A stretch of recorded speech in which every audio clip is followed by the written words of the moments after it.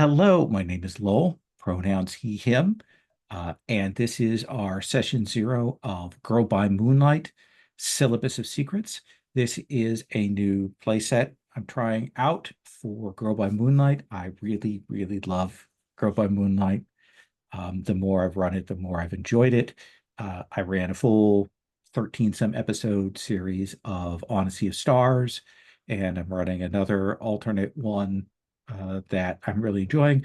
I love what it does with the Forged in the Dark system. It is my favorite flavor of Forged in the Dark, though Mountain Home is a close second. We're going to be doing our session 0 setup today, which means me kind of going through our premise, our CATS document. We're going to be setting up safety. We're going to be doing the group collaboration and then building characters on that. So that's what you need to know if you're going through this. If that is not something that you enjoy watching, you should probably not watch the video. Also, if when I said my pronouns that upset you, you should also turn off the video at this point. If you found that a political statement, please leave the video now. So be aware of that. So this is Syllabus of Secrets. This is a magic school game. It is very much inspired by Naomi Novik's The Sholomonts, and there are some other books like the Harrow series, Vita Nova, and uh, any of these magic schools, the magicians, where the school is trying to kill you in its own particular way or do something with you. It's kind of uncertain. So our premise here again is all of you have been drafted into this school of magic. You grew up, and we're going to set this in modern day just for convenience's sake.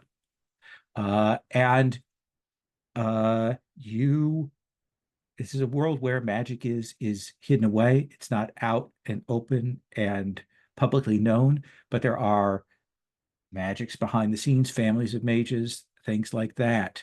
Uh, One of the things you're going to be thinking about is whether you grew up in a family of mages and maybe why they did or didn't, what they said about the school or what they didn't say about the school, or if you just found that you had the ability to use magic.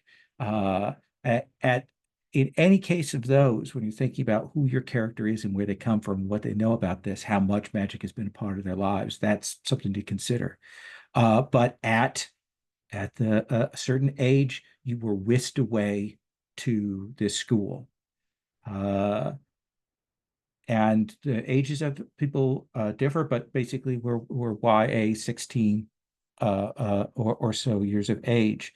Uh, you have been here in this world of arcane knowledge, of having to cast magic, of strange alliances, of suspicious staff, of a sinister headmaster, and all of you would have noticed that you could see some of the things that other people could not. You could see that some of the other students were having their memories changed, that some students were vanishing and no one would say a word about that, that there were events, happenings, and things that seemed more dangerous and no one was particularly commenting on. And the premise of Girl by Moonlight is that we kind of start in our second season. We start like at the beginning of that second season, and we're coming into that second year of your being here. You've come to realize that the school itself is some kind of trap, some kind of machine for some unknown purpose. And you have rescued some students, and you're determined to rescue more and uncover the truth of this place. But you have to do that while kind of keeping your suspicion down and keeping up with your schoolwork. So that is the premise of this. We're going to be doing, as I said, the series building and then move to character creation. We're going to be establishing what the school looks like. We're going to be establishing some values for it. Uh, and then we'll get to character creation. There are some steps in that I'll kind of stop off and get to that I find like particularly how you define your obligation, your promises that we'll want to talk a little bit more about when we come to that. Uh, Girl by Moonlight switches things around, and we do a little bit of changes for the cycle of play. We start with a scene in a classroom where we kind of RP out what happens in that classroom. Then we go to a phase called obligation, which kind of taxes your character's stress. Then we have the downtime actions. Everybody gets two of those. And then we actually go to the mission.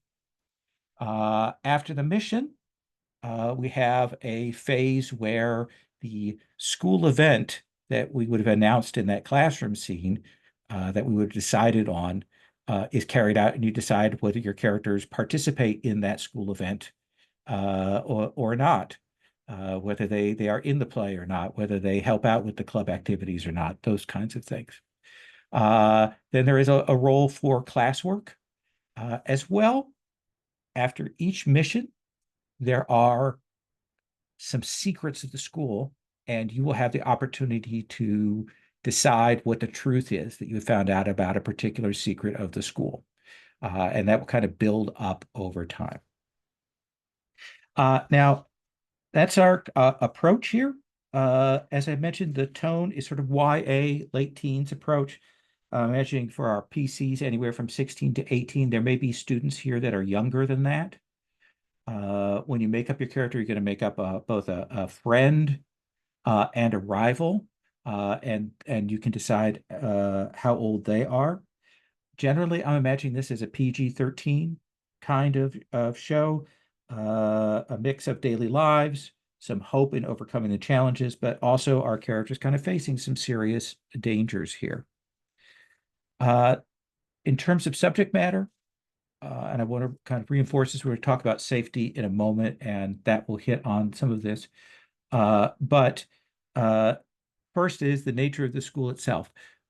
You are not affected by it, but other students are. And there's a certain amount of gaslighting that the school is going to be doing, that the other students, their memories are being changed, but that the school itself and the teachers themselves are doing that. When that happens, we'll point at it. People will know that that is happening to them, rather than any kind of manipulation there. We'll make that an obvious thing. As I said, also, this is young adult characters.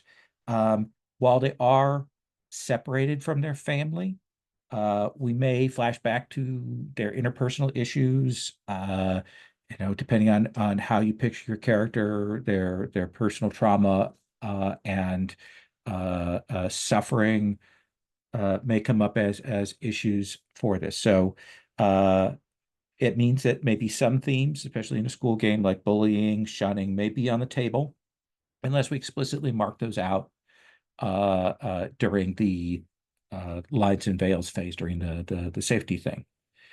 And with that, I'm going to roll into our safety discussion. I use for play a layered set of safety tools.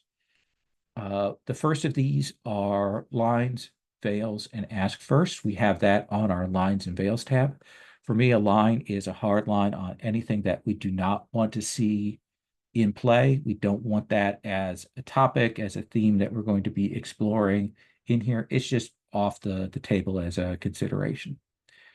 Second thing is veil. Veil means something that if it occurs, it is off screen, or if it happens on screen, we fade to black right away, meaning that we don't dwell on it. We know that it happens, but we don't focus on it too much. And then ask first is any topic, issue, theme that you are okay with, but you'd like a check-in definitely before that gets put on the table, gets used as an element in play. So those are our baselines. Now, I've got a list there. You're welcome to add to those. And this is also a living document. So if we add, if we want to, we can add more things to it. So don't feel that this is sort of the locked in stone portion of the program. Related to that, we also have a romance matrix. It's another set of choices about whether you're comfortable with romance themes, stories with NPCs, with PCs, and so on. The next big safety tool we use, we've got that lines to be able to ask first as our baseline as the setting the standards besides the CATS document. The next is, of course, the X card. And you can say X card or you can do the gesture. X card is our reactive card. If you find something is objectionable, if you find it problematic, if you find it triggering, if you find it wildly off tone, the X card is a thing to mark out to say, hey, let's not do that. When you do X card something, the only question we're necessarily going to ask is like, where do we want to fall back to modify that or to change that? You are not obligated to defend or explain your choices when you X card something, when you invoke a safety tool. You may if you wish to, but you are not under any obligation. You should never feel pressured to do that. Your choices are your own, your reasons are your own. I think that's really important in the use of this. Also mentioned that if something happens and you don't X card it the first or second time, and then starts to bug you, you've never lost the opportunity to X card. You can always come back and mark it out for that. The X card is also a tool just to mark out if we need to recalibrate. For example, maybe in play, we're starting to head towards a line or a veil or even an ask first, and we haven't caught it. X card is a good point to say, hey, let's stop. I think we're starting to head towards that, and then we can change course. So it's a reactive tool. We use it throughout. The last one that we have is our open door policy, which means at any point in time, you can step away if you need to leave the table for whatever reason, a physical delivery, whatever. You should feel free to do that. If you can tell us if you're going to be back, that would be helpful, but you're not required to do that. You should never feel under pressure on that. The thing that's added on to that is if we get done with this session or even a later session and you decide that this game is not the one for you for whatever reason, you are more than welcome to bow out. Just send me a note. You don't have to explain your decision. Don't have to explain your choice. So that's an important tool that we have. And it also means that, you know, if you're not feeling well, if you're not feeling up to it, you know, you can open door from a session. As a GM, I make use of this too. This last couple of months have been real high stress, and I have used it more than I'd like to. But I think it's a really important tool. And again, not one that you need to defend your choices on. So that is the basics. Ooh, let me take a slug of this water. I've gotten pretty good at that. Under 20 minutes to do the setup spiel. So we are going to be working through the series sheet. There are a set of questions on the series sheet. And I'll write those in on the series sheet answer thing, but I've also got on the series detail reference the list of possibilities, the list of options. Now, in any of these cases, when we come to that, you're welcome to come up with something else, or you're welcome to combine more than one. And I am going to go around with these and let someone kind of take lead on that particular question. But the rest of the table is welcome to answer, to pitch in, to help develop those ideas. So I'm going to kind of do this in order on my screen. So Sherry Ozamel, we're talking about our school. You've arrived here. You've been here for a year. Uh, what do you think would be an interesting physical layout for the school there? Hmm. You I've mean got like some examples there on that series sheet thing. you do? Yes, Where? series detail reference, that tab. Oh, thank you. Awesome.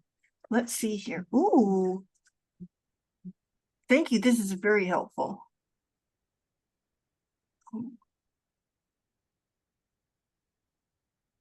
So,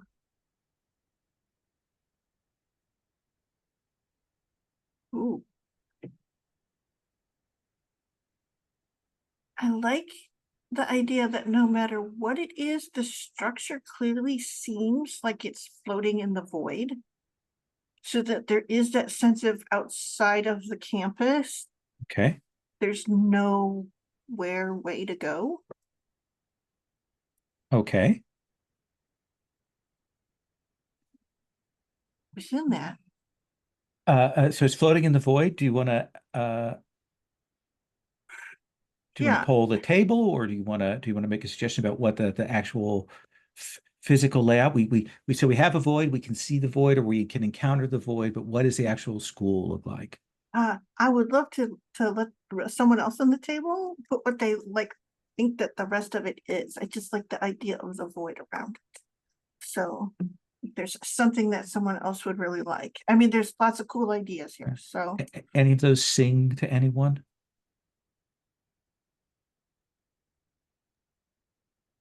I kind of like the island with the different weather shifts.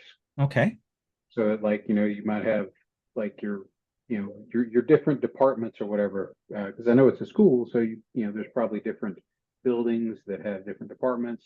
And like each part you go to, you might be walking from a nice sunny day into a snowstorm, into a into a storm. You know, you could be walking out into anything. In addition to the void floating around us, the school grounds themselves might be hostile. So an island means maybe we've got some wild places outside. There's a campus. The island doesn't border out into the sea, but out into the void. We don't know exactly where it is. I like well, this. Uh, with Folks, piers that go out into the void. like stairs, you said? Piers. Piers. Oh yeah, piers. Okay. Piers into the void. All right. So let's go with that, and we'll probably elaborate on that as we come along here. Uh, so let me ask uh, uh, Dana. Uh, so there are some means that the school is using to kind of keep the students in line, to kind of enact discipline, and there are various carrot and stick versions of that. So I'd like to get like one or two things that they primarily focus on, their tools. Any of those appeal to you, or other ideas? I'm interested in the one with leadership roles, like a very hierarchy side. That was a very hard English word to choose. Uh, I hope you understand. Mhm. Yeah, Uh, absolutely. and Hierarchies. Yeah. yeah, exactly. And like the idea of good students that follow the rules get put over more problematic students that don't follow them. Okay. So like grades of authority. Maybe also I like the idea of magical bindings, like maybe some of those students have like direct power over the rest of them, or like uh, more of magical freedoms of whatever is that we Ooh, choose. okay. I like that they have a little more control over people. They can set the authorities there, and for purposes of our play, this would primarily be the other houses have these strong hierarchies versus your own. I like that, and we may add some more as we go along and play. But let's start with that as a main thought. Uh, uh, L, uh, what what are one or two things that the school like emphasizes, focuses on, they value and encourage? Yeah, since we're talking about this idea of hierarchies, and like kind of power imbalance, competition sort of stands out to me from that Okay. list. They want us to scrap with each other for these meager scraps of power, maybe. And then what else? Uh, I like the idea that the school has like this long and storied history that it values and wants us to value. Um, so I mean, I'm sure we'll flesh that out Oh more, yeah, but like a yeah. genealogy of the this has been around for a long time, and that age has its own value. Uh, you may be forced to learn all the 100 names of the mages that came before you, that kind of thing. Yeah, and it's a privilege that we get to participate in these grand traditions. So we should act accordingly. Nice, nice. Uh, Chris, we've got that sense of what they value and encourage. What are a couple of things that they discourage? Um, I think, uh, based on what I've seen so far, I think one thing that they would probably discourage is improvisation or self-expression, like something like that. Basically, they have a way that things are done, Okay. and the way you proceed in the hierarchy, the way you win the competitions, is to work within that present system. They don't want you to rock the boat or change things too much. Okay. Okay. And maybe as a part of that, also they discourage you from maybe creativity as well. Like Okay. they don't want you to improvise. They don't want you to engage in any sort of like extremely creative expression. They have a way things are done. This is the way you do them, and don't try anything different.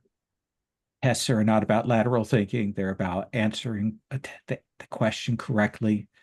The performance of a play is about saying the words exactly and precisely and following the stage directions. Okay. Yeah. I like This that. is very standardized testing, sort of Okay. sort of oriented. Yeah. I like that. Uh, I'm going to kind of angle off from the list here for a moment here. We have a headmaster. Chris, are they a man, a woman, uncertain, uh, uh, uh, shifting, NB, something else? Oh gosh. I do like the idea of they have this sort of uncertainty about them. Okay. Like I lean towards like someone shifting. Like you can usually tell that it's the headmaster, but like exactly who the headmaster appears to be might change from time to time. Okay. Okay. Oh, Uh, more like a particular like dress or appearance or a uniform to some extent. I Like think so. then, Like and maybe a color palette. ooh, okay.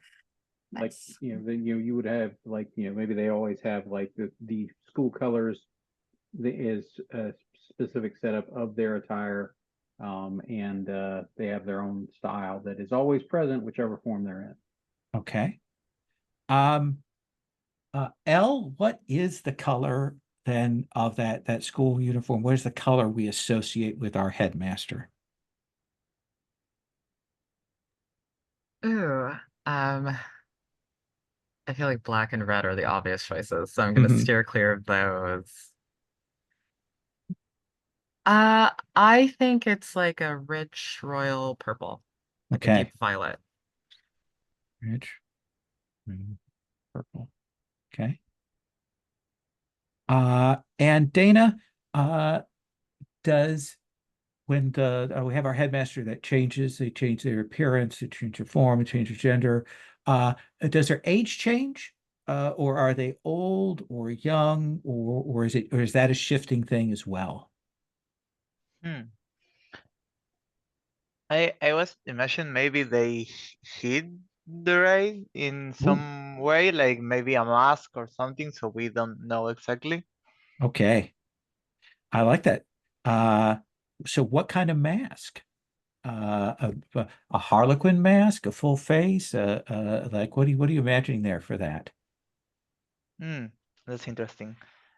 Um, Maybe like taking back the thing about hierarchies, like maybe the being the headmaster is like one more of those roles. Like we have all this hierarchy of roles, and maybe there are some like a smaller mask that the students of lesser roles use, and like bigger, more fuller mask that like the teachers use, and the headmaster is the only one but you don't see its face at all.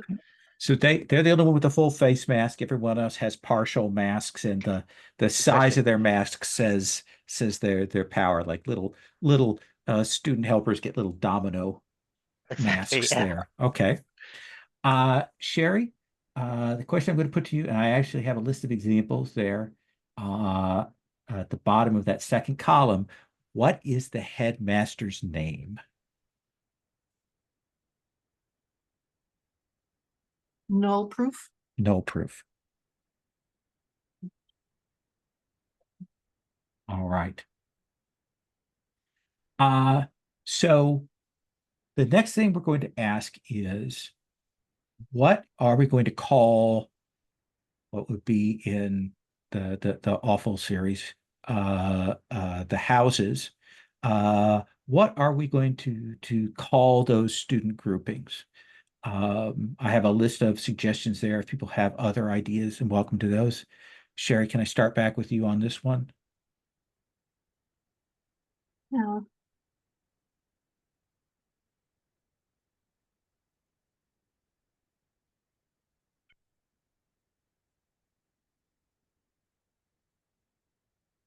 I mean, there is a whole bunch of things about being in, like, sticking to the rote, so orders super makes sense.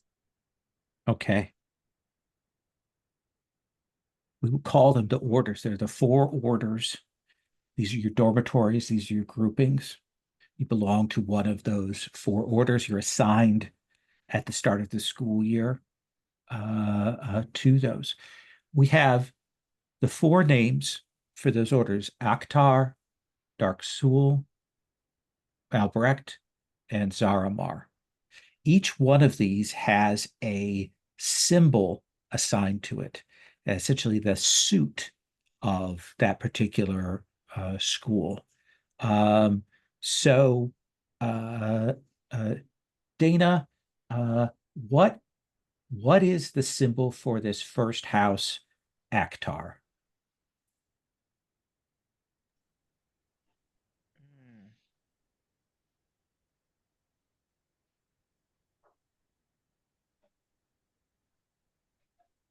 I want a big dice. Dice? Okay. So dice, that chance, that randomness, that sort of, so we have the suit of dice. Uh L, for Dark Sul, what is the symbol that it has? The heraldry will all have this, that kind of thing. Yeah, interesting.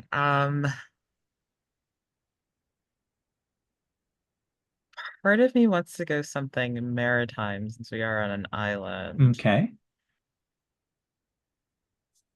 Pearls. Pearls. Okay.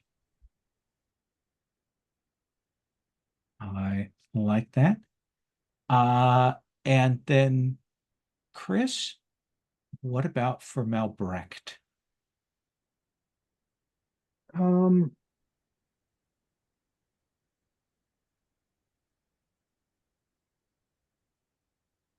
for Malbrick, I like lamps, Okay. like like an old school, like hooded lantern kind of Okay. thing. Like a hooded lantern. I like that. And then for Zaramar? Are you asking me again, or? Oh, this is for Sherry. Oh, Oh. sorry. Um.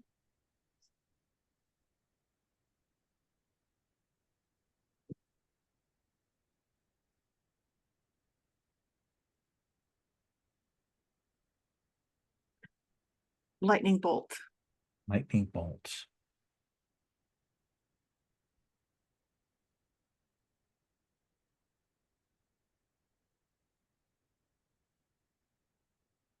Uh, Dana, which one of these houses do you think is your house? Which one of these orders is the order that you protagonists belong to? I'm gonna stick with my dice and pick Okay, Vector. absolutely. So we'll bold that up there.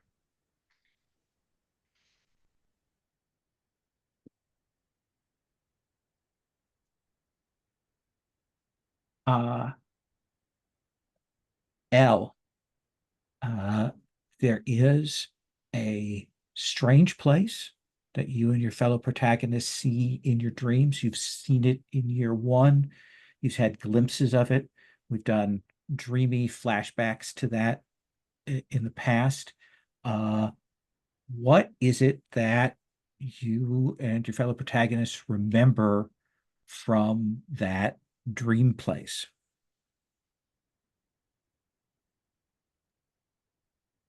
Hmm. Okay, I'm drawn to two of them for different reasons, so I'd like Sure. to pull the group, I think. Um, because of the school's emphasis on history, the decaying museum sticks out to me and I think could be interesting. Um, the second one that I'm looking at is the vessel on a vast ocean. What Both do we interesting. think? I like both of those so much. I wonder if we couldn't have like an old derelict, old-fashioned ship that's sort of on the ocean is what we remember. Like it's full of old, significant seeming things. Yeah, combining them totally Okay. works for me. Yeah. So you've seen the vessel, maybe in the dreams you've come closer to it, and you've glimpsed inside that there is some kind of that it is old, is some kind of museum that we see happening there. I like that. Uh, Chris, there there is a threat that is hinted at. No one has talked about it directly, but you've picked this up over time.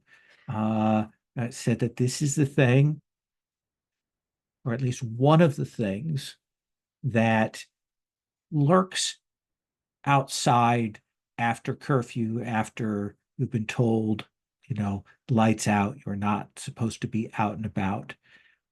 What is that thing? Ooh, God, there's so many good things on this list. Um, And feel free to pick two if you like to. Give him all the threats. let's see, I have a soft spot for basically uh, the shifting quicks Okay. and the promising one.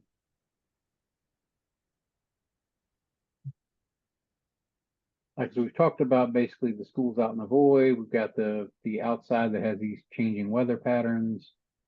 I think the shifting quicks works really well into that. And the Okay. promising one, I love a little crossroads creepiness. Okay. So those are two of the things that we picked up rumors. We've heard about them. We know that they're out there. Now, one of the things I want to talk about here before I have put Sherry to this next question is, so in Girl by Moonlight, your characters have two states. One is the standard state, the normal everyday state. And then there is a state called transcendence. And transcendence gives you access to additional dots in your actions and gives you access to particular abilities that have chosen. And it's one of those things when you go into transcendence during a mission, there's kind of a clock on it that will run out. But it is the state that sometimes you need to be to deal with the kinds of threats that you're dealing with, to get scale and be able to deal with them and have the effect that you need to deal with them. In terms of the way that the fiction is working here, you all are mages, unless you take the unlikely hero, and have basic magics. You can all do cantrips. You can create light. You can levitate small objects. You can do all very basic magical things. So that's always present in the fiction. Even the unlikely hero can do various little versions of that. It's when you actually transcend that you essentially get to do the higher level spells that we describe that your character in the fiction can use their magic to do bigger things, to do bigger effects. So I just want to put that out there as a thought about like what the two states are. But the question that we have here, you all have been drawn into this, is what magic seems to be. So Sherry, which of those things seem like interesting way for us to view magic as put to us based on what we've heard so far, or as a contrast to what we've heard so far? You are muted. It's my superpower to It be is. muted. All right. So the school definitely presents it as constructed spells passed down over the generation, Okay.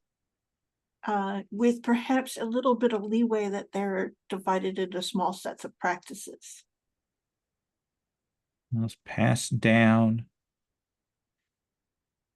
And there are sets of practices. So that's what the school is teaching you. That's what it is saying that magic is. That there are different forms with the school of alchemy, the school of thaumatology, school of summoning, those kinds of things, and that you have to do it X, Y, and Z way. That's what history teaches us. That's what we know about these things. Does that seem good for everyone? Okay. So the next question is a more personal question here,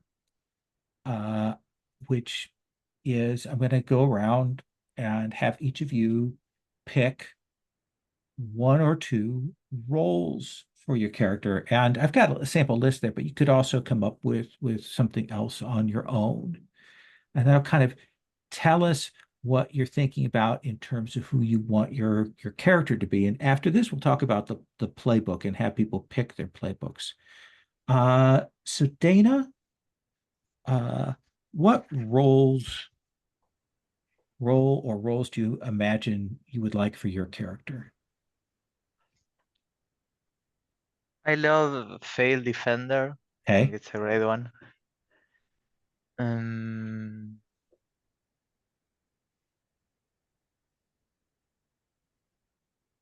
Analytical caretaker also speaks to me a bit. Okay. So failed defender and analytical caretaker. Elle, what about for you? Oh gosh, I'm so indecisive. Villain's child Okay. speaks to me. Um, maybe reluctant chosen as well. Okay.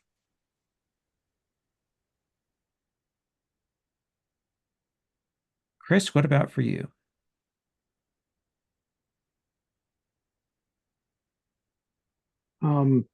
I'm kind of drawn to desperate faker Okay. and maybe pair that with a little bit of the class clown. Nice clown. Like whenever they make a mistake, they always play it off as a joke. Okay. Sherry? Obsessive scholar. And maybe meddling fixer. Meddling fixer. We'll see. It'll depend on the books, like how that. Okay. So we have 7 playbooks here. I just want to go through sort of what they are. Some of you may already know them, but I just want to kind of go through them. Our Enigma is a character who has a secret identity. This is our tuxedo mask character from Sailor Moon. They have another role that they play that they switch back and forth, and it may be a costume or it may be a literal other self, depending on how you want to frame that up. The Guardian is our character that kind of has a code. They have a sense of justice. They have a role. They are the protector. They lead group actions, that kind of thing. The Harmony is a character that has 2 selves to them. They might be twins. They might be someone attached to a familiar, a la the Golden Compass, or a magical spirit, or some other self that they have. The Outsider is a character who's kind of a little bit angry at the world, maybe, and they have a rival within the group, and they kind of want to prove themselves against that rival. The Stranger is our character who is sort of it is the shy one. It's the character who has the hardest time kind of expressing things. They have a hard time connecting, and they have to kind of work at a distance anonymously. The Seer is an alternate version of the Time Traveler in this one. This is basically a character who, rather than being from another time, they can see, they have visions, they have omens, they may have seen glimpses of the future. And in particular, they're going to have a person within the group that is their fated, that they have seen more about than anyone else. And then the Unlikely Hero is the character that doesn't get transcendence. They get some special abilities. They are there and can I don't know how to put this, make stronger connections with the rest of the group and forge those in some ways. But it does mean that they have a lot of abilities during downtime that are triggered, but they maybe, have some challenges to play out during missions. So Dana, do you have a playbook you're set on, or a couple of choices that you're interested in based on the roles that you've picked? I think I could go for Guardian or maybe Seer. If Guardian or Seer. Elle, what about for you?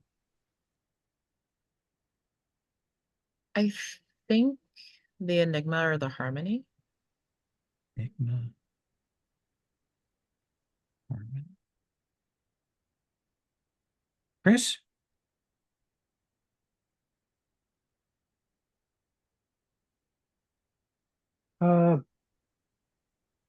I'm thinking like either the Stranger or the Harmony. Stranger.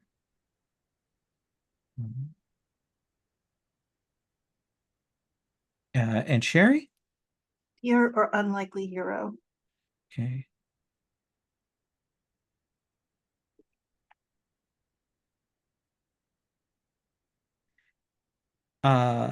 If you did Seer, Dana, would you be okay doing the Guardian? Okay. And then Elle, do you want the Enigma or the Harmony? I'll take the Enigma actually. Okay. Yeah. Okay. Put your secret identity on. Which Chris, Stranger or Harmony? I think I want to try the Harmony this time. Okay. Harmonies, All right. top notch. All right. So we don't know that we have those roles. We're going to come back to do those playbooks in a moment. we've got a few other things to decide on the series before we go to that. So your dorm is dilapidated. The order there, it is the most dilapidated and run down of the four. But what is one thing, Dana, that you have that the other orders don't have in their dorm?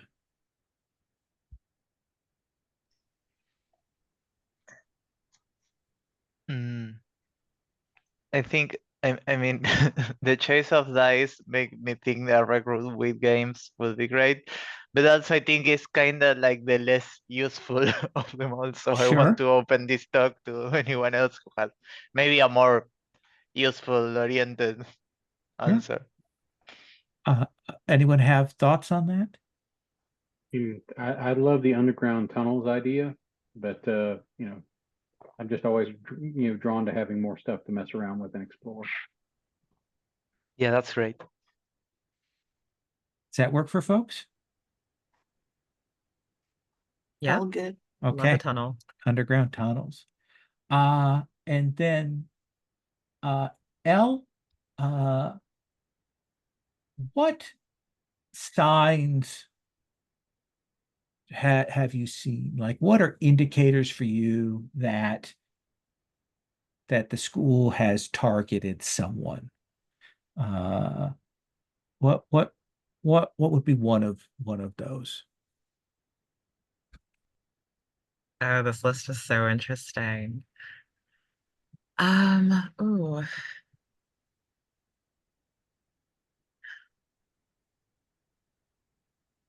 I like voices sounding strange, sounding Okay. weird. I'm sort of picturing almost like an underwater effect. Oh, nice. Ooh.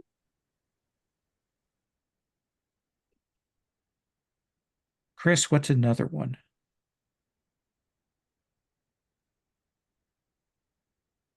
Um,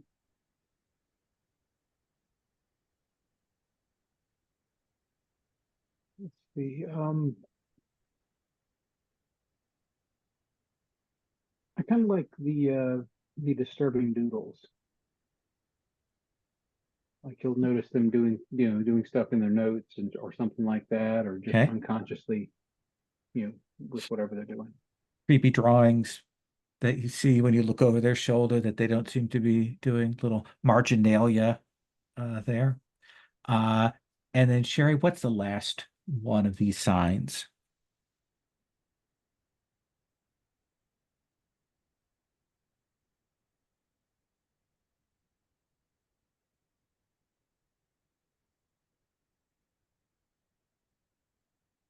Think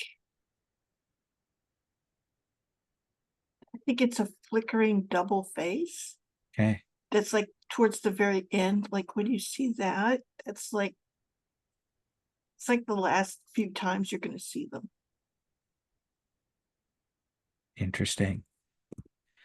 All right.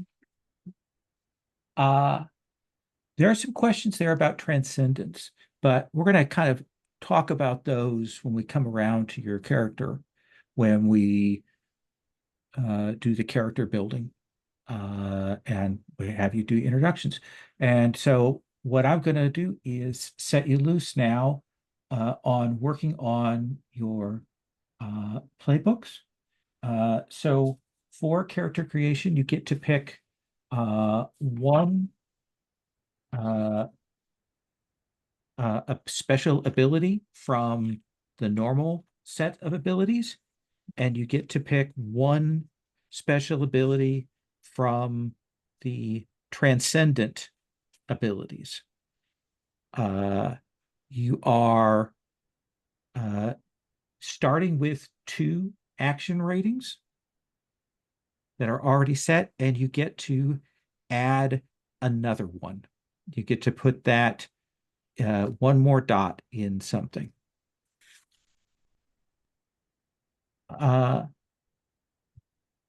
What you'll do is you also write in your role, kind of what you're imagining as your background. There is something there called obligation. Obligation kind of indicates what you feel your duty is within the group. Like what in terms of rescuing these other students, figuring things out, what your role is in that. So you're going to add that extra action dot. You're going to make those two choices for a special ability and a transcendent ability. Going to write in some of those things, background, the role, and then we're going to have you introduce your character. And at that point, we'll talk about how to figure out the promises. So I'm going to pause the recording and sit here awkwardly for a bit.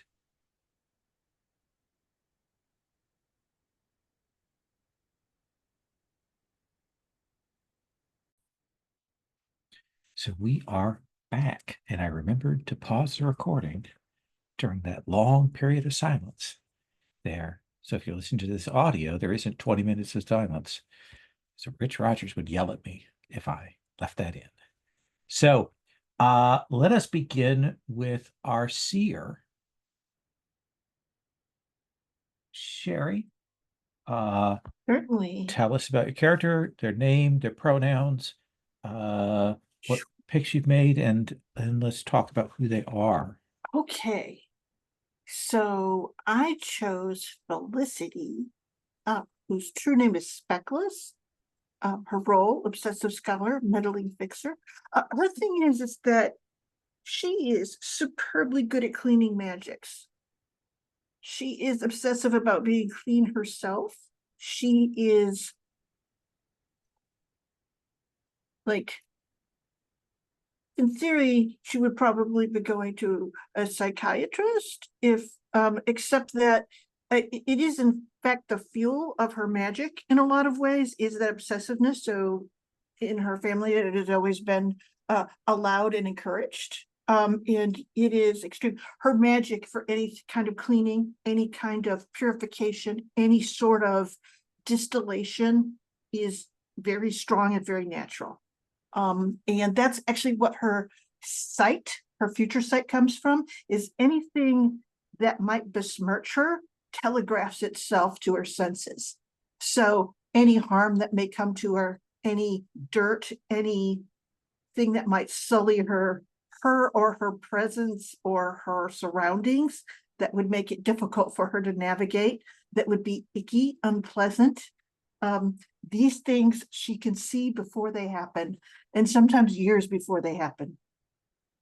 This situation is so dire. So you took what abilities and where'd you put your dot?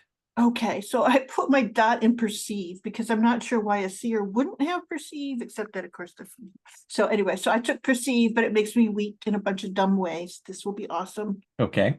So there you go. So she has confess, perceive, and analyze are her dots. Okay. And then the skill that I took was Oracle. I can perceive the myriad timelines leading from past to future. When I gather information, I gain +1 effect level. If it relates to my fated person, who we will have to talk about, Right. I take a +1 die as well. So, which could be handy in that thing, but it is kind of the key thing that I have to say that I'm a seer, hence Oracle makes sense to have. And then I took the for my transcendent abilities. They're of course all delicious, but I took the follow my lead, which is a take +1 when I set up a teammate. When I set up a teammate, I don't mark transcendence. Okay. So essentially that's it. Is I am sort of in there going, no. So it's kind of going to be that thing. I can see if you're going to get messy. Okay. And I'm worried for you. How do you picture your place in the group? What do you think you're doing, or do we need to hear the rest of the people first? Why don't we all kind of go through that? Okay. So, and then I think that makes sense to me. I don't know. I So don't want to we've push sure, myself. sure. Now you've talked about the themes of your magic. Mhm. We've got a sense of both like its expression and kind of what it costs you, this obsession there. Mhm. What do you think that looks like? How does that difference when you transcend, like when you're using the big magic? Um, I think that it is when she transcends, and she very much likes to be transcended because the anxiety goes away and it's all about control Okay. and that seeing. So it's when things turn into not being fear, but in being power. Okay. Tell us about the two NPCs that you've come up with. Okay, so the NPCs that I chose, my friend is named Cordon Vault. He's also an Oktar, and he sort of pulled me into Oktar. We traveled to school together. Got And teleported together here? well, anyway, I think that it got a little bit more complicated because everything around Cordon Vault is kind of complicated. We ended up in an incredibly roundabout set of teleportations because Okay. things go a little awry around Cordon. At least standardized set magics. If something has a schedule, it's not going to work on Cordon. Okay. Which should be incredibly nerve-wracking, but I didn't realize that was why it was. And in the meantime, we spent what seemed like to us about a week traveling around before we actually got to school. Okay. And who is your rival? Lily Summer. Our parents are friends. We grew up together. We've always hated her. And yes, her hair is really, really pink. Okay. All right. Excellent. We'll come back and talk about promises after everyone's done their introductions. Uh, let's talk to our guardian.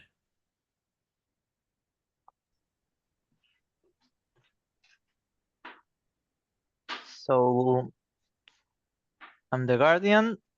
My name is Marmara, or you can pronounce it. I'm used to the A being pronounced A for Spanish, but if another pronunciation is easier, no problem. But Marmara, Mar or Mara for friends. I chose to go with Flo. I think she's kind of like the group mom, like she's trying to care for each other and like trying to protect everyone and always talking to the young ones, and I think her magic is like an attuning thing, like she can feel certain things and like she can attune. I was very interested in the concept of the void around our island, and I think she has like a feeling for that void and like a connection to it. um and my character has this ability about being honor bound, like I have to choose a code, and I think her thing is like not asking for help. Like she has to always be the one that helps everyone, but she can't ask for help. I like that. Also, I choose Watchful. That says when you protect an ally, take +1 die to your resistance roll. When you gather info to anticipate possible threats in the current situation, you gain +1 effect level. And Indomitable, that is, you suffer at most 2 stress when resisting consequences and get +1 die when rolling Eclipse. Very nice. Uh, so this attunement, this sense of the void, is that something like uh is that a reflection of your inner self? Is it something that's difficult? Like what is the cost for you of having that kind of awareness? I think she has traveled like not listening to the void, like going back to reality or to the material world.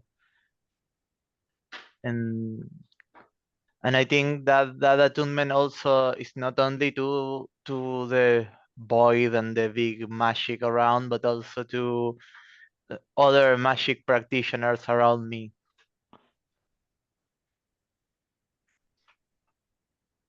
You chose with your role, you mentioned that failed defender. Do you think that's something that came from before you came to school, or is that something that happened last year? I was thinking like maybe she's like a lost child that somehow appeared in the school at some point. Like she only knows the school, and she doesn't have like another place or another family or everything else. And I think she had like a, a group of other childs that were from the island or that are lost. And I think she like felt feels like she betrayed it or some like or she lost them at some point. I was thinking that for my rival. Yeah, sure. Yeah, I was thinking like um another like lost child that actually go through the hierarchy and like achieve an important role, and like she became the leader of that group of lost childs that I felt were my group. hmm so they've kind of all fallen in behind behind her. Uh, and who did you choose for your friend?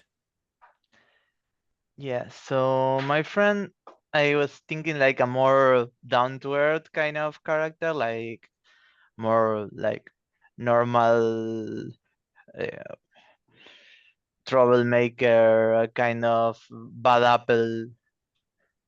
And her name is Lumi, and I think she's for Malbrek.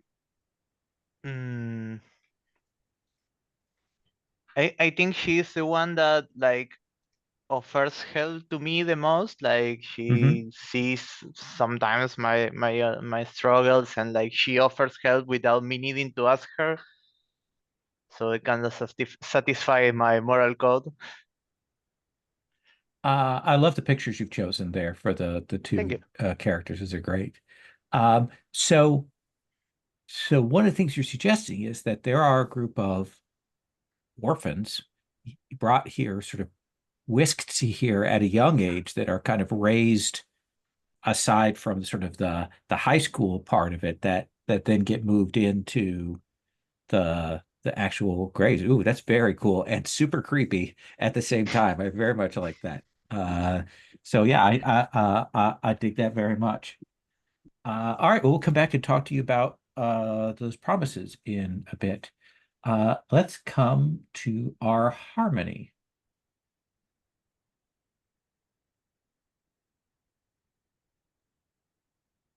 Oh, okay. All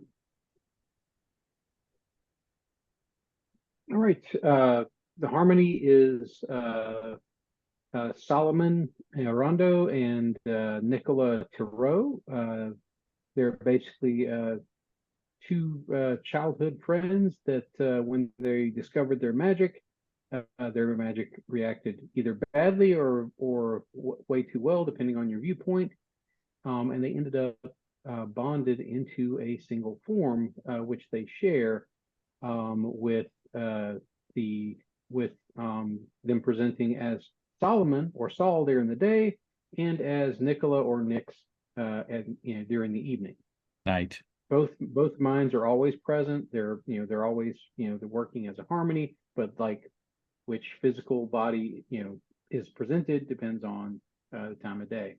I'm not sure what effect that the school's weird weather patterns will have on that, hmm but that could be something fun to explore. Uh, And I Are we think, using, do you want to use he, him, or they, them pronouns for? I think if we're interacting during the day, like I think they them is just more consistent. It'd be Okay. easier. Um, and All right. and basically, Solomon has light blonde hair with dark highlights. He tends to dress a little more formally than any particular occasion requires. He's the desperate faker of the two. Okay. He tends to wear glasses because he thinks they make him look smarter. He doesn't need them. They're always basically, either an obstacle or something like that. So he's definitely the one that is going to play up being a little bit more than he is. Nyx, when she's around, has black hair with platinum highlights, tends to wear darker colors, and she has the confidence that Saul pretends to. And it leads her to be able to have more of a sense of humor about stuff, be a little more easygoing. So there's a personality interplay there. For basically their abilities, they start out with the empathize and forgive. For their other, I picked conceal because that seems to me to be very on character for Saul to try to hide when he messes up. That seems like a very on brand thing for him. And I think it works well for them them together. For their normal move, I picked synchronize because they're good at working together and they're good at working together with other people.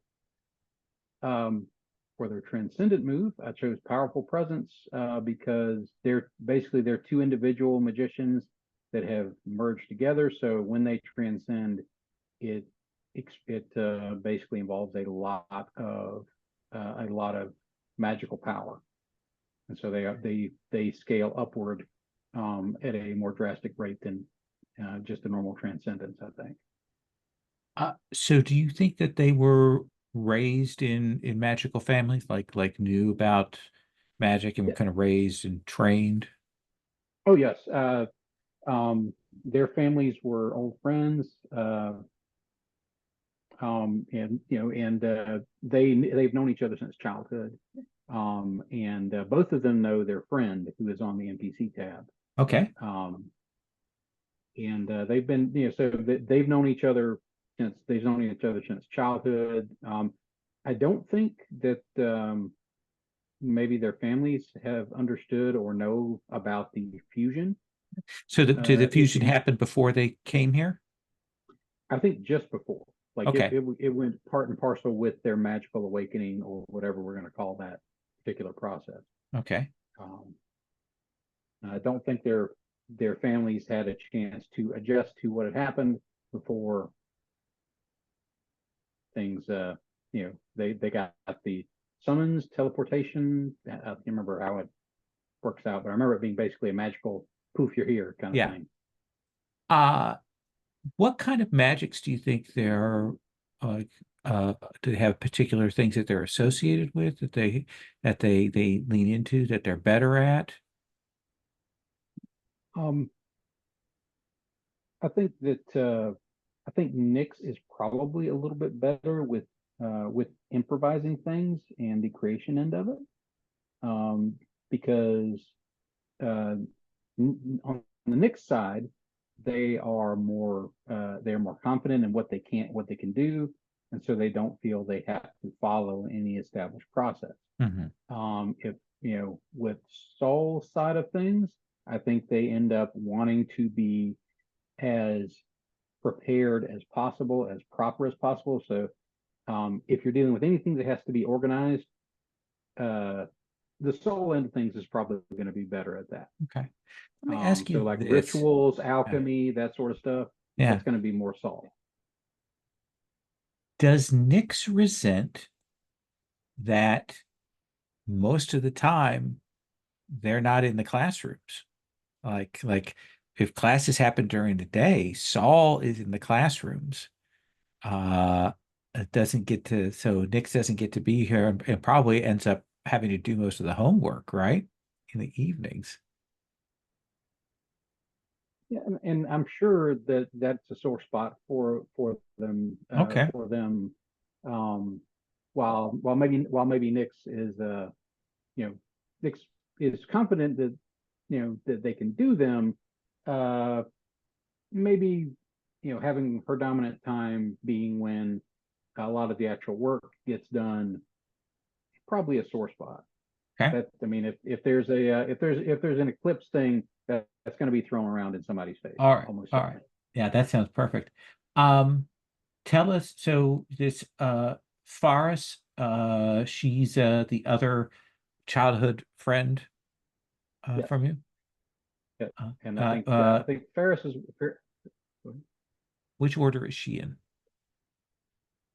I think she is also in Akhtar. I think Okay. they all kind of went together, um, and uh, she is also on the more organized side. I would say she's probably more organized even than Saul is, Okay. and so she is probably fairly successful at the sort of game the school sets up for like hierarchies and such.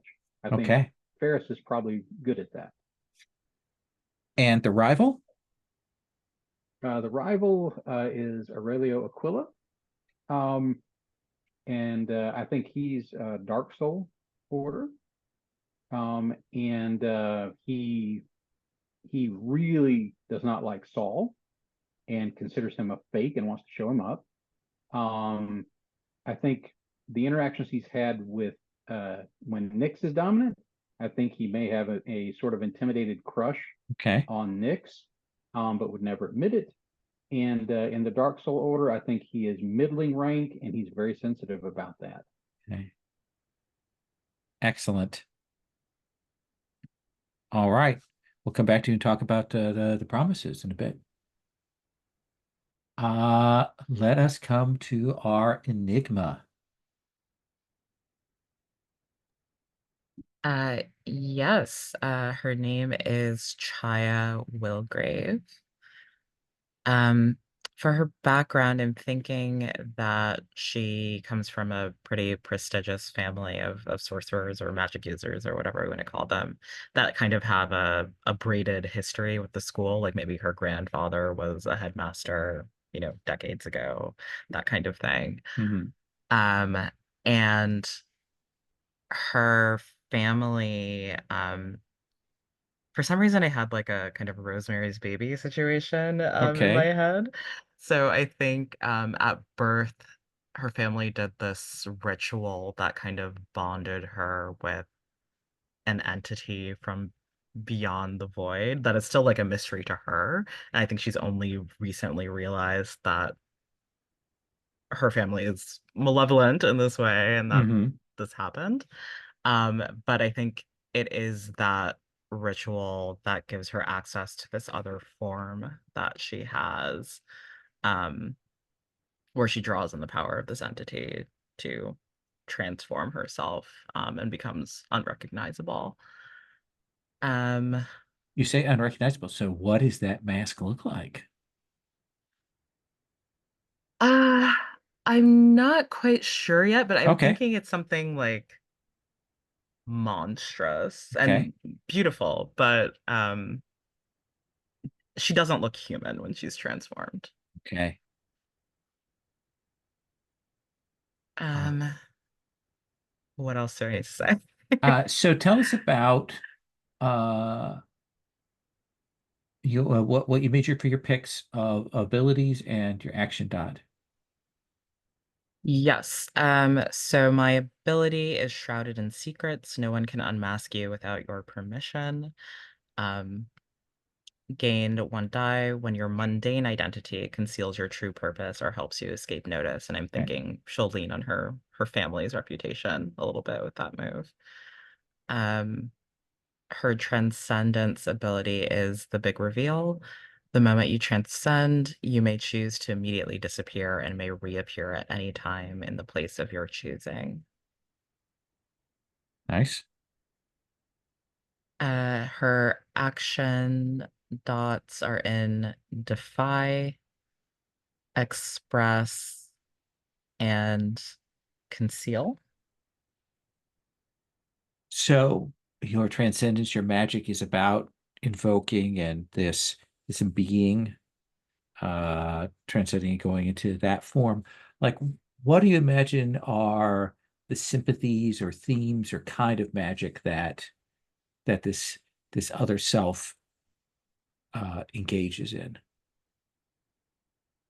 I'm thinking that her transformed powers mostly have to do with water, whether that's kind of like creating it Mhm. or manipulating it. Um, and yeah, I think so. When I was listening to Dana talking about her character, I was like, oh no, we both focused on the void.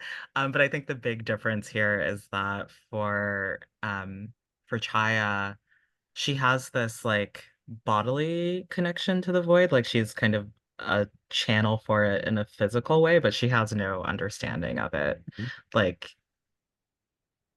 she this power that she draws from is totally alien to her, and maybe like she can't always control it perfectly.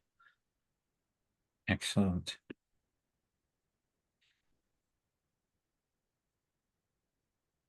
There was another thing I was going to ask. Oh, tell us about your friend and your rival. Yes. And I will put these in the character keeper Sure, in a sure, second. Um, I don't have names yet. I'm so sorry. I'm like the sure. worst with names. But my rival, I'm thinking, is my cousin, Hmm. um, who obviously also comes from this prestigious family. I think she is talented in dream magic. And if I'm not sure what the like kind of mechanical function of the rival is, but if it's okay, I think Chaya thinks her cousin is her friend.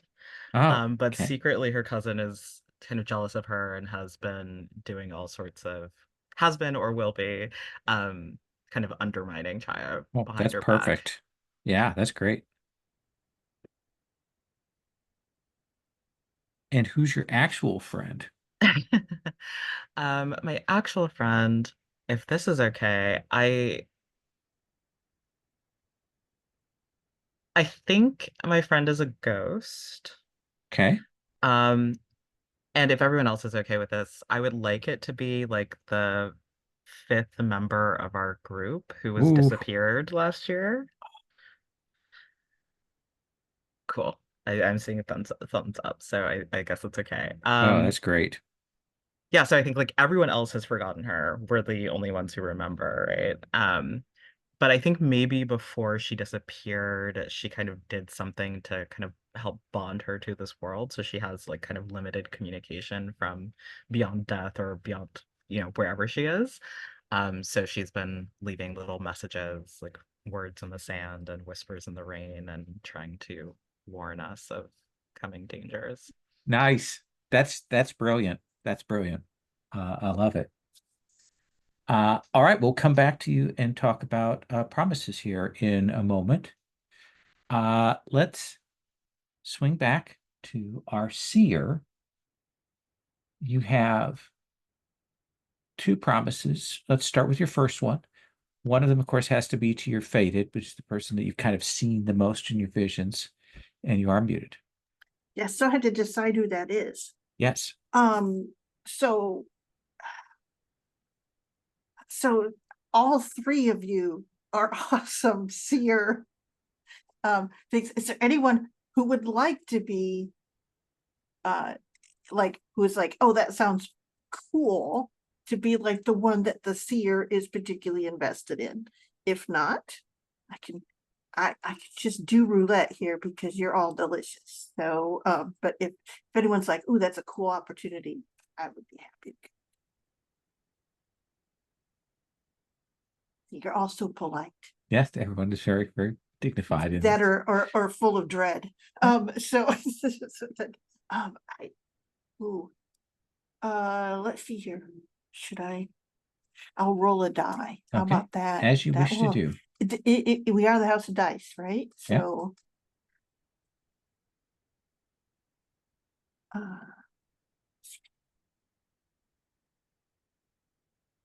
oh, there we go. It's doing that thing where it's not, oh, we'll have to refresh it. So apparently I can't roll dice. That's ominous. I know. So, okay. Wow, this is really crazy. 1d6. There we go, divide by 2. I got a 1, so that means Dana. Dana, you're my fated. So this should be something like that. I've seen something from your future. And I'm trying to protect you. I have visions of another protagonist's fate. What dark fate do I hope to prevent? Let's see here. So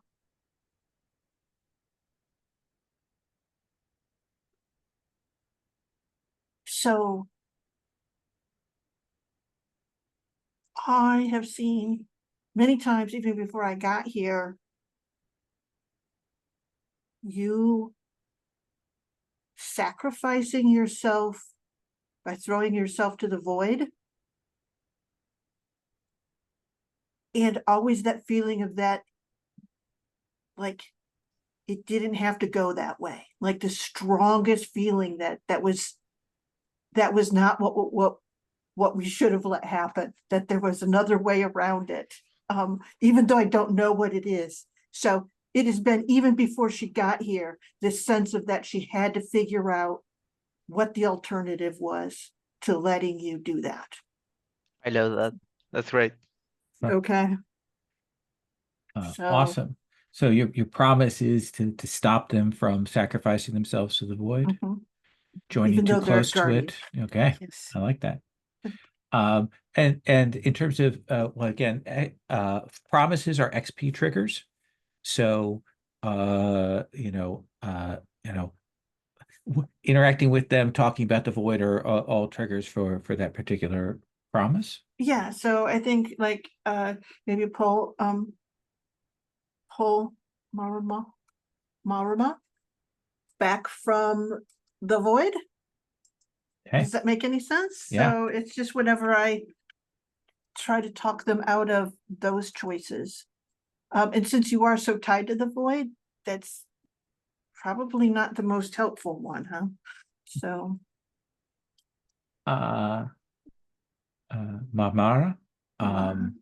what do you want to do for your first promised? Hmm.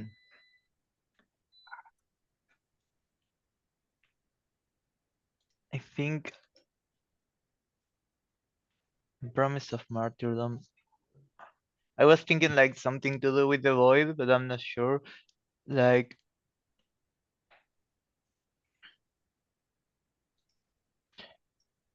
is there a specific like phrasing that promises has to do or something like that? So what it is basically your promise is kind of a bond, an obligation that you make to another protagonist Mm-hmm.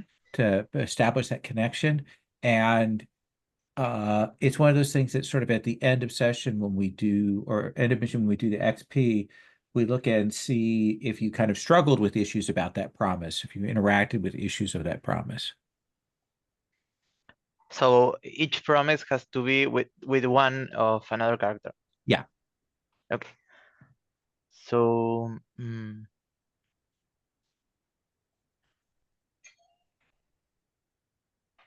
I think maybe like to address the thing about Chaya and me both being from the or both being connected to the void, Mm-hmm. like something like I will fall to the void so Chaya doesn't have to, or a thing like that. Oh, I like that. Yeah. Uh, That's amazing. Yeah, that's right. great. Perfect. Perfect. That's a nice contrast there. Uh, for Saul, Nyx, which one do you want to do?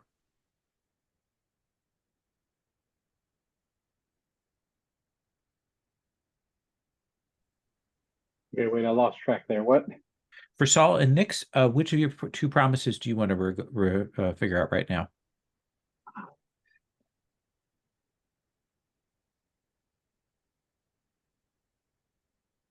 You've got a shared promise that both of them seem to agree to, and then a promise that maybe they conflicts in their viewpoints on it.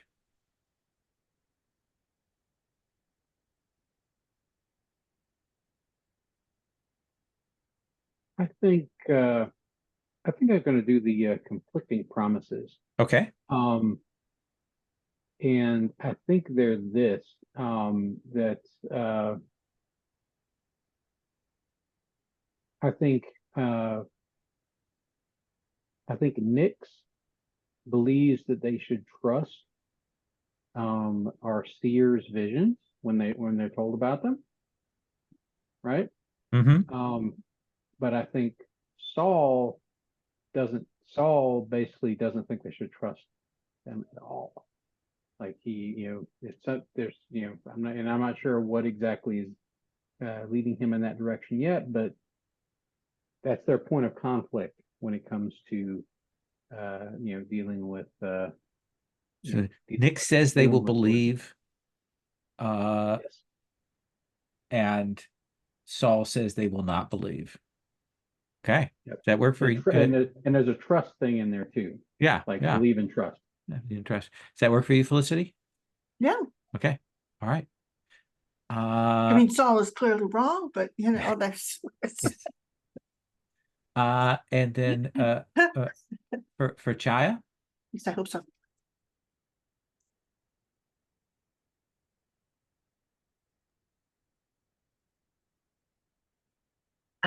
Yeah.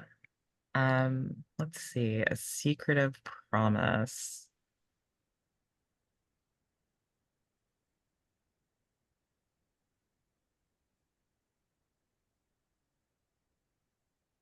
I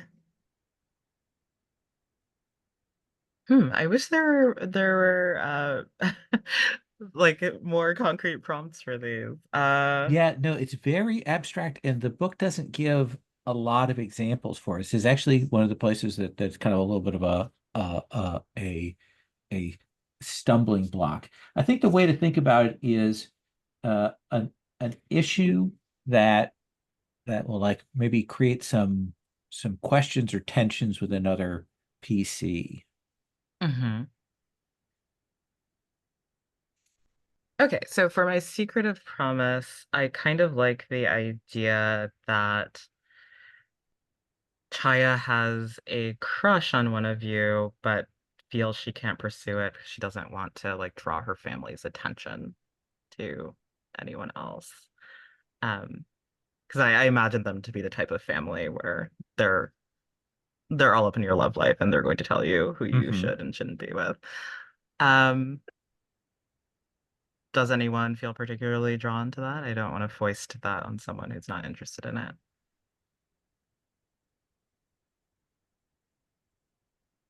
It's a super good one. There's no foisting. Roll a die. All right.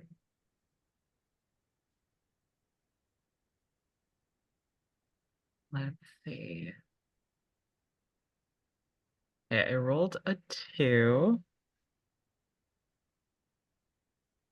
which I believe would be, yeah, Mars, the second one in our list here. Is that okay? Nice. Me? For sure. Yeah. That's nice. Secret Yeah. crush, especially with the connection of the void and the contrast there. I like that. Cool. Let's come back around to Felicity. Is it the void that has a crush on? Yeah, maybe it is because of this connection to the void I have. So I don't even understand where these feelings are coming from. Nice. Lovely. Felicity, what do you want to do for your other? I gotta get used to being called Felicity first. Yes. Let's see here. Ooh. They're all good. How, this is a forgotten promise. I think this one makes a lot of sense with Soul and Nyx is it might be why Soul doesn't trust me is because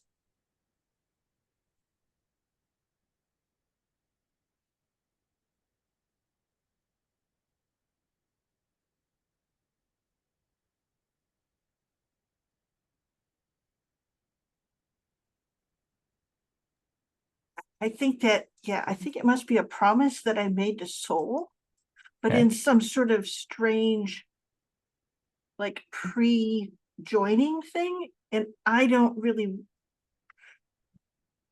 Maybe you gave Saul some prediction that he really, really did not like.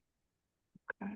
Maybe it has something to do with like conflict with Nyx or something like that. Like, and it's something he won't even discuss with that maybe he's even trying to keep from Nyx. Oh, That's how badly it upset him. So like, there's a built-in conflict there whenever maybe that comes out. You keep them from destroying one another.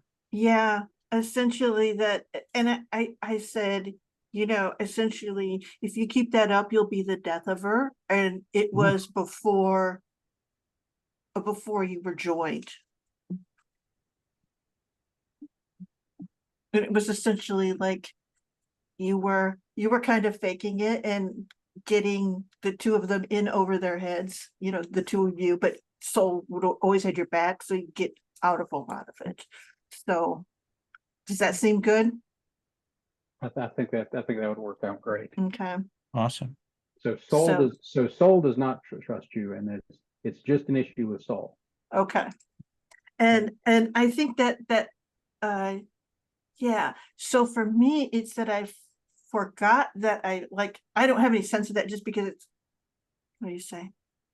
You are so different, particularly here in this school and that thing. Sounds like we all kind of come from magical families, except for Amara. yeah, exactly, Nomara. I'm gonna say it wrong. I'm so sorry. Over and over again. I don't know why. Like I start out wrong, but it is okay in the sense that I will get it. I think that what it is those three, our families always been kind of in the same circles, and we've known each other at different ages. Like we've not known each other, but we've encountered each other over and over again. So I want to say like Soul and Nyx are so familiar to me, but I can't, like, I have to figure out, it has to be about that. Like, Okay. I know there's something I need to remember about them. Okay. Yeah, I like that. Okay. Marmara. I was thinking a protective promise. Okay.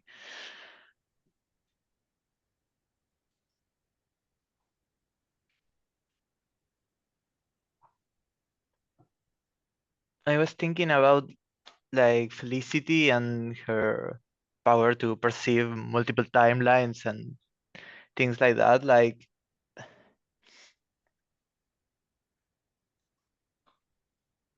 something like I can somehow like from this attuning power feel that or feel the burden that she has to carry, and like I want like to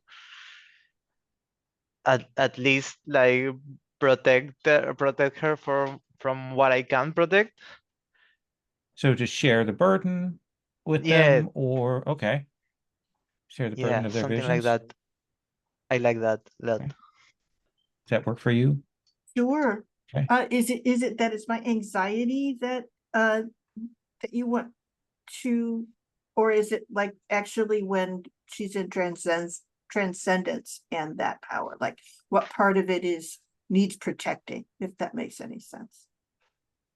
I would like it to be both actually. Like a Okay. more the more mundane part, maybe like the anxious character, and the more supernatural part of it. Okay, Nice. Nice. sounds good.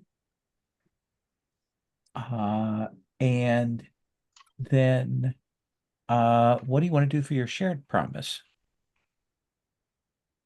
Soul, Nix? Hmm. Something they agree on.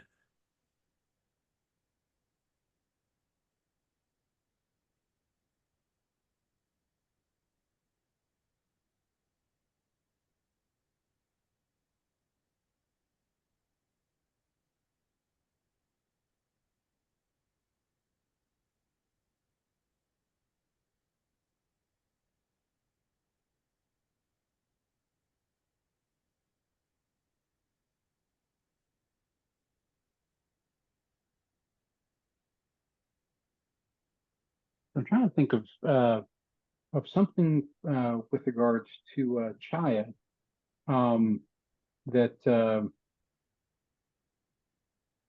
I'm not sure exactly how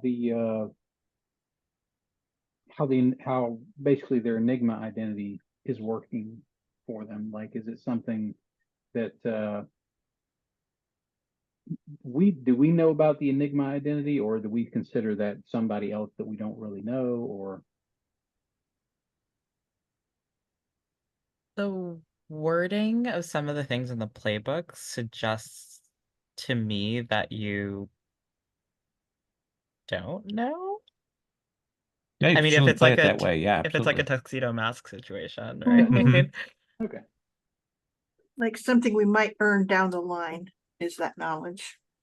okay, so we're identifying the Enigma identities as entirely separate individual. Like we know them too, but we know Chaya and Midnight separately.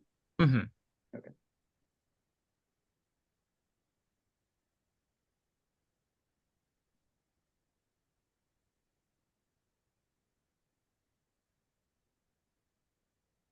Think that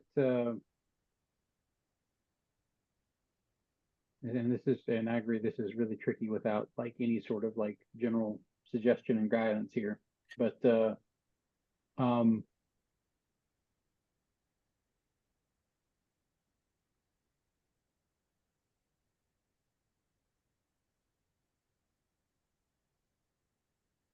I think that they both, Saul and Nix, are unsure about uh Midnight's intentions, and I think they are trying to figure out exactly what the nature of Midnight is.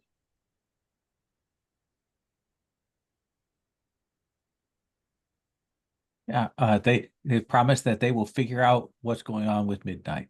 Yes. Does that work for you, Chaya? Yeah, that's great. Okay. Especially since Chaya's hiding that part deliberately Yeah. from y'all. Yeah. And so Chaya, what is your second promise? Okay, it's meant to be an intimate promise, and since I just established something with our harmony, I think it Mhm. should be with our seer. Um, hmm.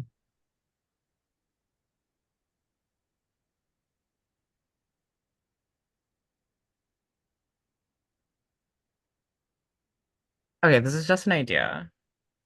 Uh, what if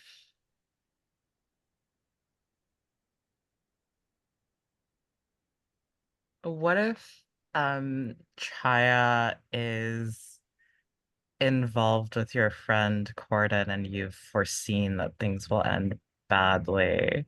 And I'm sort of, so my promise, I guess, would be that I will tread lightly with Corden's heart. Oh, I kind of do like that sort of particularly fraught relationship between two girls over, yeah, someone that they both are horribly fond of, and she's a seer and she's like, no, you don't understand, this is going to be terrible. And also, like, I'm making this promise knowing about my own budding feelings for Mar that I don't quite understand yet, but which are, Mhm. very strong. So, could be fun. Awesome. I Okay, think I that's like that. great. No wonder she's an anxious So now we're going to look at the series sheet. We have a couple of picks to make. There are a couple of obvious decisions here to make. You're going to pick one standard ability and one transcendent ability. The kind of default one that most people pick, and it's super fine to do, is there is that first one, extracurricular. If you pick that, it gives everybody an additional dot, an additional action rating in one of those three things. You only get one dot, but that's a significant boost. There are some other good ones. That second one should say rescue and interfere for the X and Y.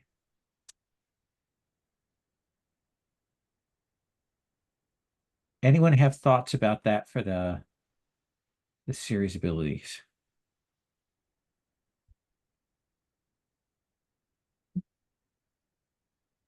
At the start, the extracurricular helps. We do add abilities fairly frequently, so like every other session. So it's not like we can't have all the other deliciousness. But Is there one of the other ones that's more appealing than getting another ability die at the start? so good. I know that not everyone feels this way, but I'm always a big fan of Devil's Bargains, which I think is what a poison promise Yep. is. So fatalism is appealing to me, but I understand if we don't want to go in that direction.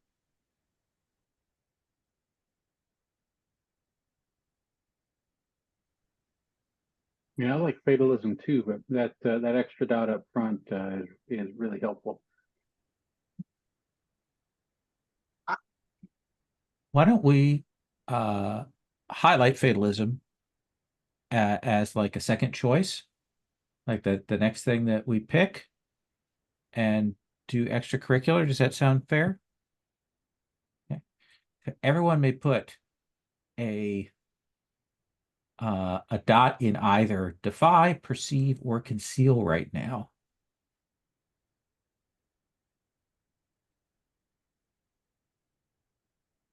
Actually, I love having defy for my seer.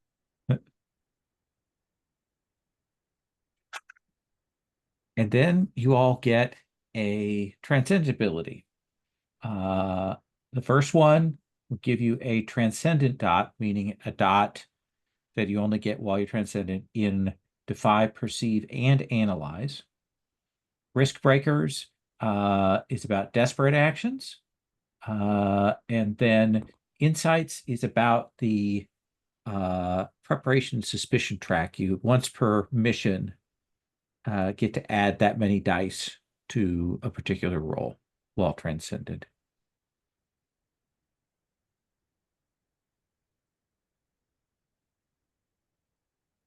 Ah, I see. So you can have a bunch of dice.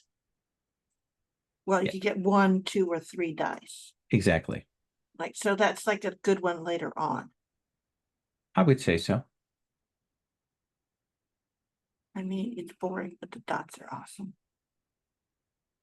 The dots are awesome. It means when we're in transcendence, we actually have something that makes transcendence Would folks more be okay with powerful. that? I am okay with that. I do have a question about Sure. one of the abilities.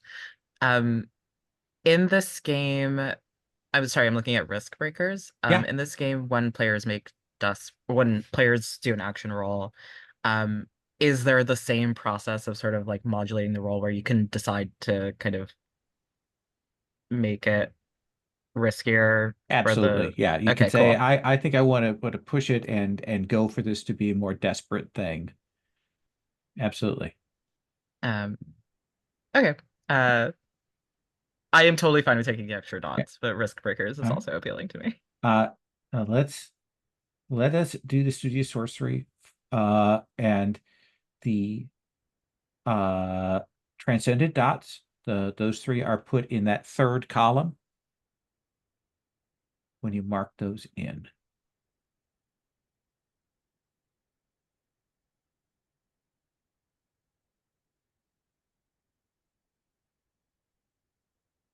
What you'll see down below, if you scroll down past those series abilities, past the missions, you'll see that there is your circle.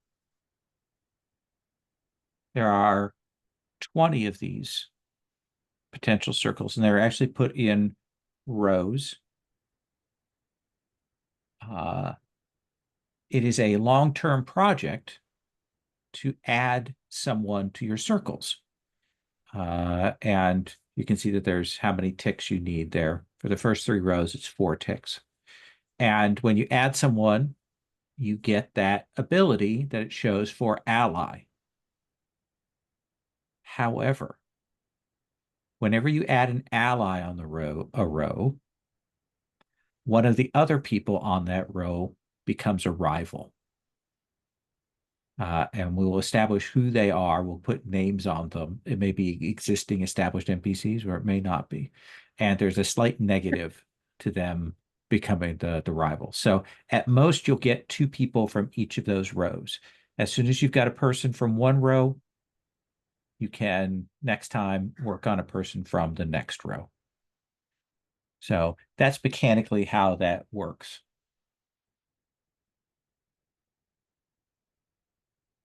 That is where we're going to stop off today. We've got our series built.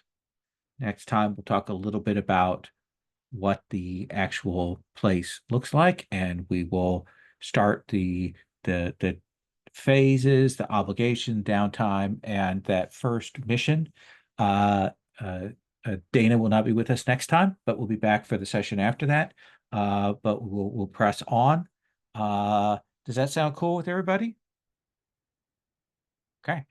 If in between this session and the next, you're like, oh, I wish I'd chosen this, or I wish I'd done that with the character, feel free to make those changes. If you think of something, feel free to shift that. Just tell us at the beginning of next session. We won't do stars and wishes today because we've just done the setup. I am super excited about the characters and to see what happens with them and the choices that you've made for the setting building. So I just want to say that we will do stars and wishes at the end of the next session. And with that, I am going to stop the recording if I can find that button now that they've changed the interface on Zoom. So here we go.